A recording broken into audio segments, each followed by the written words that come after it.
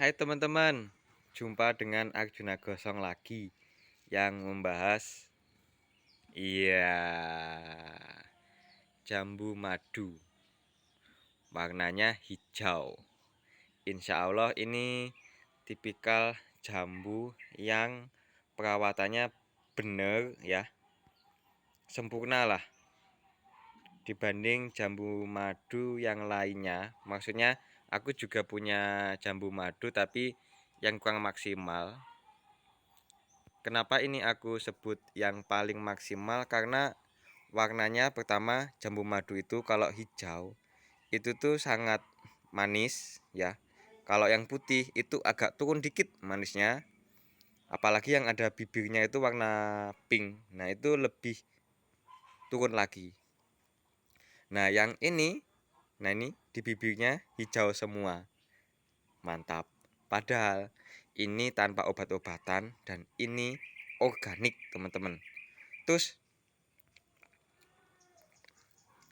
yang jadi pertanyaannya, apakah jambu madu itu perlu disortir? Tak kasih tahu dulu ini. Kan aku menyebutnya tanpa kimia. Jadi semuanya serba organik. Pupuknya pakai organik. Ini adalah air rendaman dari pupuk kandang. Pupuk kandang yang bagus untuk dijadikan nutrisi adalah yang udah jadi tanah, tidak berbau ya, dan warnanya coklat. Nih maksud aku ya. Ini tong ini ya berisi air hujan, ya air sumur, masukin terus dikasih pupuk kandang. Beres. Besoknya diambil langsung deh buat siram-siram gitu. Jadi kalau entar habis ya begitu lagi. Kalau hujan ya dimasukin air hujan. Terus ya udah. Gitu aja. Diulang-ulang terus, dikasih pupuk kandangnya 1 ember. Oke, tentang sortirnya teman-teman. Wow, ini segini loh. Ini ya, tanganku ya. Padahal pohonnya kan cuma segini. Ya kan? Nah, ini perlu nggak disortir? Tergantung teman-teman itu targetnya kayak apa gitu. Tergantung teman-teman targetnya seperti apa. Kalau untuk dijual itu biasanya yang di pasaran kan pengennya yang besar-besar. Maka segini itu bisa disisakan cuma 5 yang terbaik. Dan itu waktu kecil ya, jangan udah gede kayak gini. Kalau aku karena nggak untuk dijual, makanya nggak perlu disortir. Meskipun jelek, nggak akan disortir. Karena itu hanya berkaitan dengan bentuk buah. Tak kasih tahu, ini misalnya teman-teman. Ini waktu kecil pernah digigit sama belalang. Ya, jadi bentuknya malah boleng kayak gini. Terus ada lagi, nah yang ini bentuknya tidak karena dulu kecepit ya, kecepit tali. Dulu talinya itu lebih nggak beraturan. Kalau saat ini talinya udah udah aku setting lah supaya lebih bagus gitu. Ya. Terus yang ya ini juga gitu. Ini jangan dibuang karena meskipun bongkeng, ini kan cuma bentuknya. Kalau soal rasa dia tetap ngikutin tetap sama kayak yang bentuknya bagus gitu loh. Jadi nggak usah disortir kalau tidak untuk dijual. Ngapain? Meskipun bongkeng, dia tetap manis gitu loh. Eman dong. Wih, ini nih.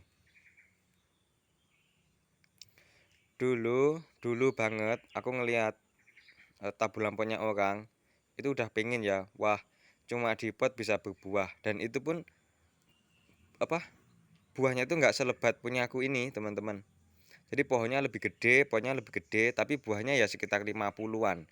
Lah ini alhamdulillah potnya cuma kecil ya.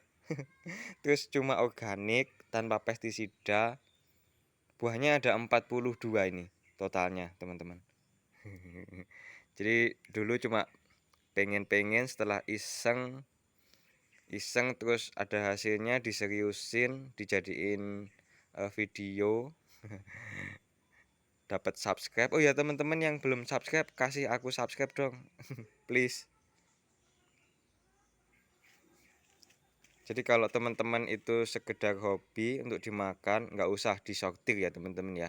Biar jatuh sendiri kalau seandainya jatuh, kalau seandainya rontok. Itu artinya tanaman tidak kuat gitu loh. Tapi kalau tidak rontok berarti ya tanaman itu kuat gitu. Seberapapun banyaknya tanaman, maksudnya dalam hal me, membesarkan tanaman, membesarkan buah dan memaniskan buah. Itu artinya pohon kita itu meskipun kecil, dia mampu gitu loh.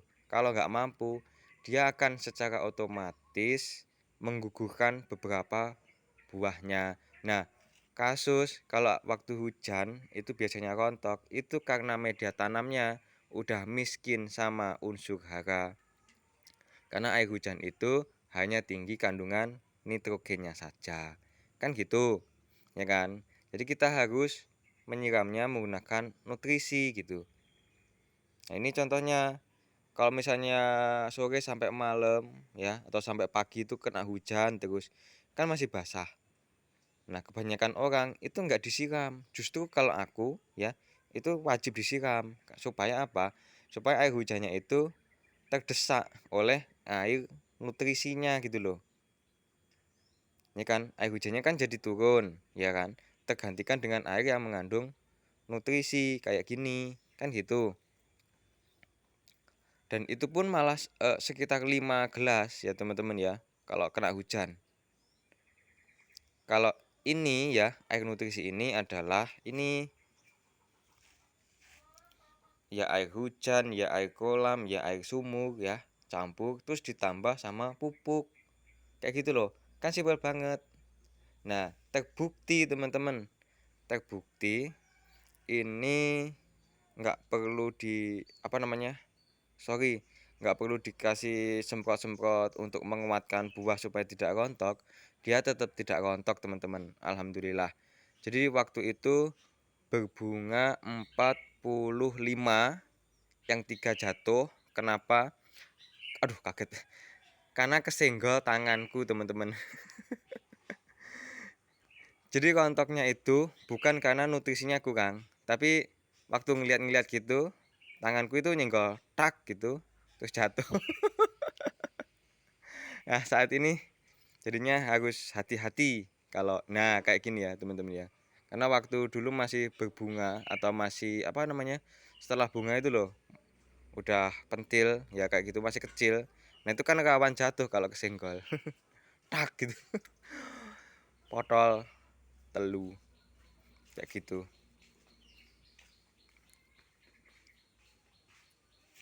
Nah. Oh iya, teman-teman. Terus kalau waktu berbunga itu masih bunga nih misalnya ya, pastikan daun yang seperti ini dibuang semua ya teman-teman ya. Tapi kalau tanah atau buahnya itu udah seperti ini ya, udah berbentuk buah seperti ini, nggak apa-apa ini ya. Ujung tunas-tunasnya ini tetap dipelihara supaya nanti cabangnya semakin banyak. Kalau semakin banyak itu kemungkinan untuk memunculkan buah juga semakin banyak. Kan tanaman jambu madu itu kalau berbuah itu munculnya kalau nggak ujung ya di batang seperti ini ya teman-teman ya. Ini kan di batang, nah yang ini di ujung. Jadi kalau kita bikin batangnya itu banyak cabangnya ya, insya Allah hasilnya juga akan lebih banyak gitu ya kan. Nah, tapi itu tadi, kalau waktu berbunga dan dia muncul cabang atau tunas-tunas seperti ini, wajib dibuang semua. Kalau nggak dibuang nanti bunganya rontok. Tapi kalau buahnya udah seperti ini dan dia muncul tunas, jangan dibuang supaya banyak cabangnya. Kalau cabangnya banyak, seperti ini jadinya.